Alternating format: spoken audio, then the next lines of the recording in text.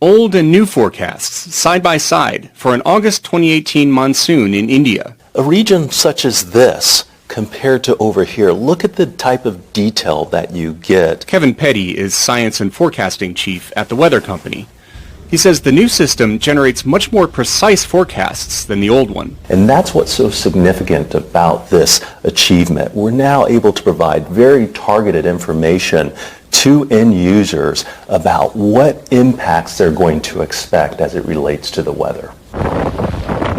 As weather extremes get more destructive with climate change, better forecasts could be a matter of life and death.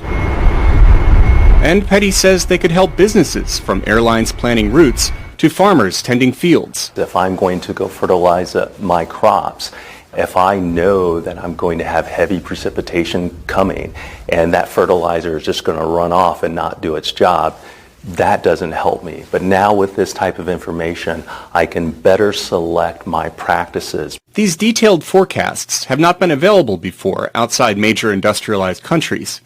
That's largely because they take a lot of computer power to produce. We are just now getting to the point of having the level of computational power to do this. And by leveraging that computational power, we're now able to run a global model at high resolutions that covers populations of the world where those populations need weather data the most.